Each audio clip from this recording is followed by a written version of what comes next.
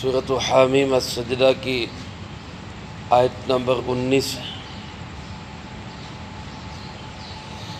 الحمدللہ وکفی وسلام علی عبادہ الذین اصطفی خصوصاً علی سید الرسل وخاتم الانبیاء وعلی آلہ واصحابہ الاتقیاء۔ اما بعد فاعوذ باللہ من الشیطان الرجیم بسم اللہ الرحمن الرحیم۔ وَيَوْمَ يُحْشَرُ أَعْدَاءُ اللَّهِ إِلَى النَّارِ فَهُمْ يُوزَعُونَ حَتَّى إِذَا مَا جَاءُوهَا شَهِدَ عَلَيْهِمْ سَمْعُهُمْ وَأَبْصَارُهُمْ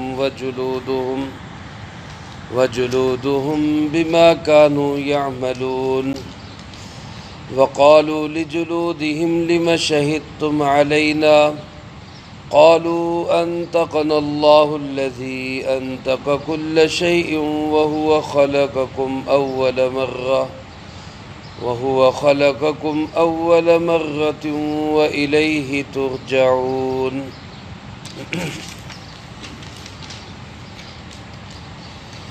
وَيَوْمَ يُحْشَرُ أَعْدَاءُ اللَّهِ إِلَى النَّارِ، اور وہ دن بڑا قابل ذکر ہے جس دن اکٹھا کیا جائے گا اللہ کے دشمنوں کو جہنم کی طرف۔ فہم یوزعون، پھر وہ روک دیے جائیں گے۔ حتیٰ اذا ما جاؤہا، حتیٰ کہ جب وہ وہاں پیش ہوں گے، شہید علیہم، ان کے خلاف گواہی دیں گے، سمعہم و ابصارہم و جلودہم، ان کے کان، ان کی آنکھیں اور ان کی کھال، بما کانوا یعملون، وہ جو وہ عمل کرتے رہے۔ وقالوا لجلودہم، اور وہ لوگ کہیں گے اپنی کھالوں سے، لما شہدتم علینا، کیوں تم ہمارے خلاف گواہی دے رہے ہو؟ قالوا انطقنا اللہ الذی انطق کل شیء، تو وہ کہیں گے ہمیں اسی ذات نے بولنے کی طاقت دی جس نے ہر چیز کو بولنے کی طاقت دی۔ وَهُوَ خَلَقَكُمْ أَوَّلَ مَرَّةٍ، اور وہی ہے جس نے تمہیں پہلی دفعہ پیدا کیا۔ وَإِلَيْهِ تُرْجَعُونَ، اسی کی طرف تم سب واپس لوٹائے جاؤ گے۔ ان آیات مبارکہ میں اللہ رب العالمین نے حشر کے میدان کا ایک منظر نامہ پیش کیا ہے۔ میرے محترم دوستو، جس طرح ہمارا ایمان ہے اللہ ایک ہے، اس کا کوئی ساجی اور شریک نہیں، حضور نبی کریم صلی اللہ علیہ وسلم اللہ کے آخری نبی ہے، آپ صلی اللہ علیہ وسلم کے بعد کوئی کسی طرح کا نبی نہیں ہو سکتا۔ اسی طرح ہمارا عقیدہ یہ ہے اور ہونا چاہیے کہ مرنے کے بعد بھی ایک زندگی ہے، اور پھر اس زندگی میں میدان حشر بھی ہے، اللہ کے سامنے پیشی بھی ہے، سوال و جواب بھی ہے، یہ سارے حالات پیش آنے والے ہیں۔ اللہ ہم سب کو اس کا یقین بھی نصیب فرمائے، اس کی تیاری کی توفیق بھی نصیب فرمائے۔ اسی منظر کو پیش کر رہے اللہ رب العالمین تاکہ انسان اس سے پہلے اس کے لیے تیاری کر لے۔ فرمایا وہ منظر بڑا عجیب ہوگا، بڑا قابل ذکر ہوگا کہ جس دن اللہ کے دشمنوں کو آگ کی طرف جمع کیا جائے گا۔ پہلے تو انسان کے لیے یہی بہت بڑی ذلت اور رسوائی ہے کہ اس کا نام اللہ کے دشمنوں کے اندر آ جائے۔ اللہ جو ہمارا رب ہے، ہمارے پالنے والا ہے، ہمارا خالق و مالک ہے، ایک انسان آج ماں کا دشمن ہو تو معاشرے میں اس کو بھی اچھی نگاہ سے نہیں دیکھا جاتا، باپ کا دشمن ہو اس کو بھی لوگ اچھا نہیں سمجھتے، ایک انسان جو اللہ رب العالمین کا دشمن ہو، جو ماں سے زیادہ شفیق، مہربان، باپ سے زیادہ خیال رکھنے والا، اس سے دشمنی لگائے، اس سے بڑا بدترین انسان کون ہوگا؟ اللہ ہمیں اپنے دوستوں میں شامل کرے، اپنے دشمنوں میں شامل نہ کرے۔ اور پھر ان کو جمع کہاں کیا جائے گا؟ اللہ پاک فرماتے الی النار، جہنم کی آگ کی طرف جمع کیا جائے، وہاں اکٹھا کیا جائے گا۔ اور پھر جب یہ لے جائے جائیں گے تو وہاں فرمایا فہم یوزعون، یوزعون وضع سے ہے، اس کے دو معنی لکھے مفسرین کرام رحمہم اللہ نے۔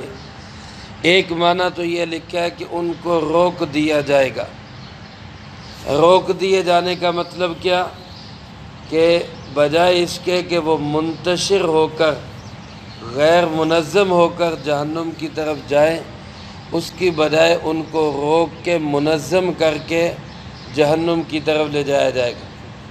اس لیے بعض حضرات نے اس کا معنی کیا ہے کہ ان کی جماعتیں بنا دی جائیں گی، کافروں کی الگ، منافقوں کی الگ، یہود و نصارہ کی الگ جماعتیں، پھر اس میں گناہوں کی کیٹیگری کے اعتبار سے چور علیحدہ، زانی علیحدہ، شرابی علیحدہ، سودی علیحدہ، یہ اس طرح مختلف قسم کے لوگوں کو اکٹھا کر کے ان کے ایک ایک ٹولیاں بنا کے پھر ان کو جہنم کی طرف لے جایا جائے گا۔ اب ایک انسان کس قدر اس کی ضلالت و رسوائی ہوگی کہ جب اس کو قیامت کے دن اللہ کے دشمنوں کے اندر شامل کیا جائے گا۔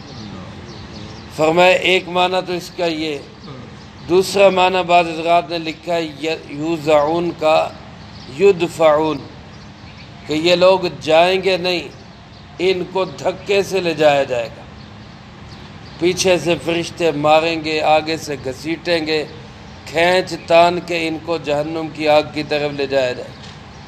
پھر اللہ پاک فرماتے وہاں ایک منظر یہ ہوگا کہ جب یہ میدان حشر میں پیش ہوں گے، اللہ کی بارگاہ میں ہوں گے، تو ان کے خلاف گواہ ہوں گے۔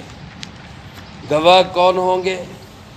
اللہ پاک نے یہاں تین چیزوں کا ذکر فرمایا، سمعہم و ابصارہم و جلودہم، ان کے کان بھی گواہی دیں گے ہمارے ذریعے سے کیا کیا گناہ کیے گئے، آنکھیں گواہی دیں گی کہ جناب ہمارے ذریعے کیا کیا غلط دیکھا گیا، یہ کھال اور انسان کی جسم کی جلد بول کے بتائے گی ہمارے ذریعے سے کیا کیا گناہ کیے گئے۔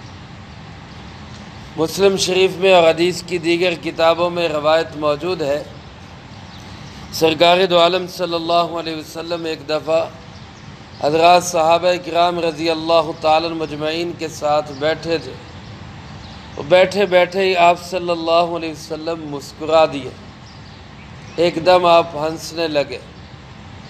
پھر آپ نے صحابہ سے پوچھا کہ پوچھتے نہیں ہو کہ میں کیوں ہنسا ہوں؟ صحابہ نے کہا جی آپ ارشاد فرما دیجئے، کیا بات ہوئی آپ اچانک ہنس پڑے؟ تو آپ صلی اللہ علیہ وسلم نے فرمایا مجھے قیامت کا ایک منظر یاد آ گیا۔ فرمایا ایک شخص کو اللہ کی بارگاہ کے اندر پیش کیا جائے گا تو اس کے جو گناہوں کے جو ڈھیر ہوں گے فرشتوں کے لکھے ہوئے ہوں گے، تو وہ دیکھ کے اللہ کی بارگاہ میں کہے گا کہ یا اللہ کیا آج بھی ظلم ہوگا؟ کیا مجھ سے ظلم کو ہٹا نہیں دیا گیا؟ اللہ پاک فرمائیں گے کوئی ظلم نہیں، کسی طرح کی کوئی زیادتی نہیں، بتاؤ کیا ہوا؟ وہ کہے گا کہ مجھے کسی کی گواہی قبول نہیں، زمین گواہی دے مجھے اس کی گواہی قبول نہیں، فرشتے گواہی دے مجھے یہ بھی قبول نہیں، کوئی انسان گواہی دے مجھے یہ بھی قبول نہیں، آج مجھے گواہی قبول ہے تو صرف اس کی کہ خود میرا جسم میرے خلاف گواہی دے، وہ گواہی دے گا تو میں قبول کروں گا، ورنہ میں سمجھوں گا میرے ساتھ زیادتی ہوئی۔ اللہ پاک فرمائیں گے وہ ٹھیک ہے اس کی زبان کو بند کرو، زبان بند کر دی جائے گی۔ مفہوم عرض کر رہا ہوں، قرآن کریم میں سورہ یاسین میں بھی اللہ پاک ارشاد فرماتے ہیں الیوم نختم علی افواہہم، آج ہم ان کے منہ پہ مہریں لگا دیں گے، یعنی منہ ٹھپ کر دیں گے، زبانیں بند کر دیں گے۔ وَتُكَلِّمُنَا أَيْدِيهِمْ، ان کے ہاتھ ہم سے باتیں کریں گے۔ وَتَشْهَدُ أَرْجُلُهُمْ، ان کے پاؤں گواہی دیں گے۔ یہاں بھی اسی طرح فرمایا کہ اللہ پاک اس کو فرمائیں گے، فرشتوں سے کہیں گے اس کی زبان بند کرو، زبان بند کر دی جائے گی، تو پھر اس کے جسم کے اعضاء بول کے بتائیں گے، کان بتائیں گے، آنکھیں بتائیں گی، یہ جسم کی کھال اور چمڑا بتائے گا۔ اور ایک جگہ حضرت ابو ہریرہ رضی اللہ تعالیٰ عنہ کی روایت ہے کہ انسان کی یہ ران بول کے بتائے گی کہ میرے ساتھ کیا کیا حرکتیں کی گئی۔ پھر جب یہ گواہیاں پیش کر دی جائیں گی تو پھر یہ انسان جب اس کی زبان کھولی جائے گی تو یہ اپنے انہی اعضاء سے کہے گا، اور تمہارے مزے کے لیے ہی تو میں سارا کچھ کرتا رہا، آج تم ہی میرے خلاف گواہ بن گئے۔ آج انسان جتنے گناہ کرتا ہے جسم کی لذت کے لیے ہی کرتا ہے، آنکھوں کو لذت دینے کے لیے غیر محرموں کو دیکھتا ہے، کانوں کو لذت دینے کے لیے گانے سنتا ہے، غلط چیزیں سنتا ہے، اور اسی جسم کی لذت کے لیے گناہوں کے کاموں کے اندر مبتلا ہوتا ہے۔ تو پھر انسان اپنے جسم کو ہی ڈانٹ کے کہے گا کہ تم میرے خلاف ہی گواہ بن گئے، میں تمہارے مزے کے لیے ہی تو لگا رہا۔ آپ نے فرمایا کہ اس منظر کو اس سوچ کر، اس کو گویا کہ اپنے سامنے پا کر مجھے ہنسی آ گئی کہ انسان کیسا انسان ہے، اللہ کی بارگاہ کے اندر بھی جھگڑا کر۔ تو فرمایا کہ اس کے کان، اس کی آنکھیں، اس کی جلد، یہ ہمارے سامنے اس کے خلاف گواہ ہوں گے، یہ بتائیں گے کہ بما کانوا یعملون، انسان کیا کیا عمل کرتا رہا۔ تو پھر یہ اپنے جلد سے کہے گا، اپنی کھال سے کہے گا، لما شہدتم علینا، تم نے میرے خلاف گواہی کیوں دینا شروع کر دی؟ تمہارے چسکیوں کے لیے تو میں یہ سارا کچھ کرتا رہا، تمہیں کیسے بولنے کی اجازت ہو گئی؟ آج ہمارے جسم میں بولنے کی طاقت اللہ نے صرف زبان میں رکھی، باقی جسم کا کوئی عضو بول نہیں سکتا۔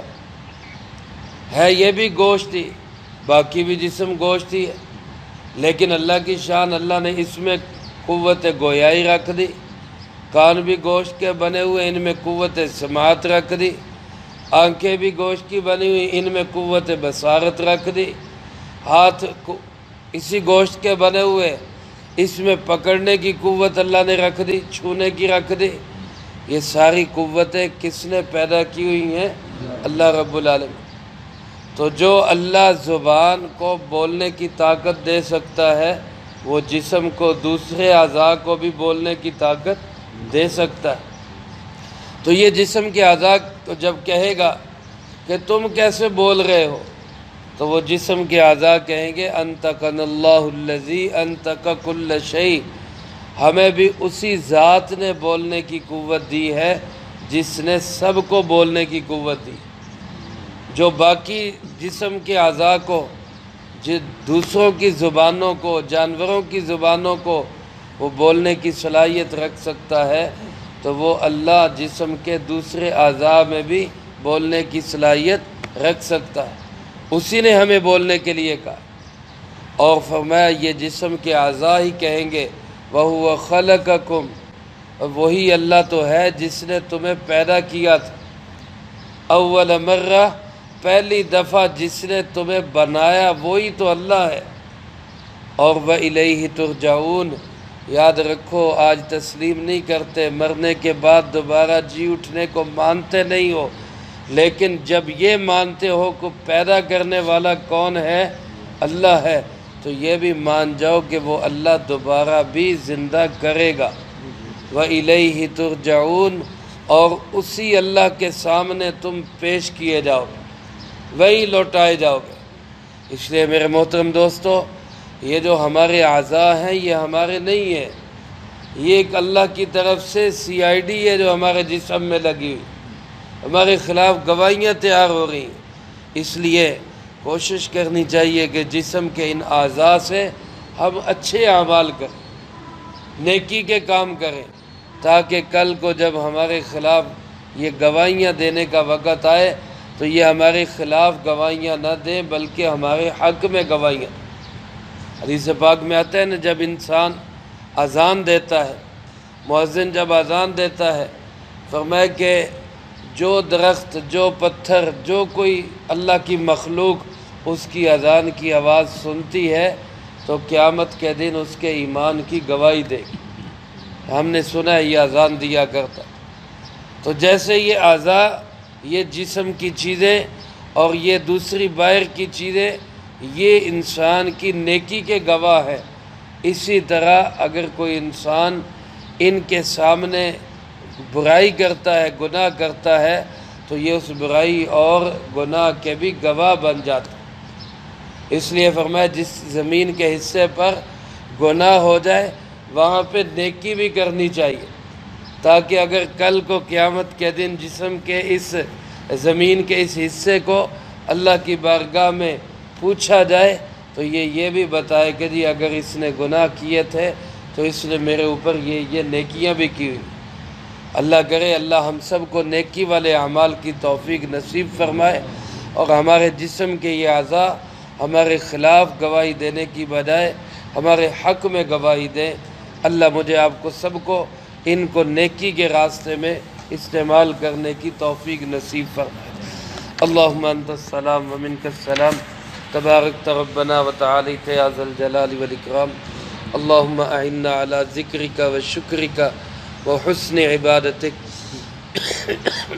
اللہم احسن عاقبتنا فی الامور کلہا وأجرنا من خزي الدنيا وعذاب الآخرة۔ اللهم واقية كواقية الوليد، اللهم استر عوراتنا وآمن روعاتنا، اللهم إنا نجعلك في نحورهم ونعوذ بك من شرورهم۔ اللهم اكفنا بحلالك عن حرامك وأغننا بفضلك عمن سواك۔ اللهم اكفنا كل مهم من حيث شئت ومن أين شئت، رب اغفر وارحم وأنت خير الراحمين۔ اے مولا کریم، اس پورے ہفتے میں جتنا درس قرآن ہوا، ان طلبہ عزیز نے، طالبات نے جتنی پڑھائی کی، اللہ سب کو اپنی بارگاہ میں قبول فرما۔ اللہ ان مقبول اعمال کا اجر و ثواب ہمارے پیارے آقا جناب نبی پاک صلی اللہ علیہ وسلم کو پہنچا۔ آپ علیہ السلام کو ہم سب کی طرف سے بہترین جزائے خیر نصیب فرما۔ آپ کے توسل سے تمام انبیاء، تمام صحابہ، تمام اہل بیت، ازواج مطہرات، بنات اطہار، نبی پاک صلی اللہ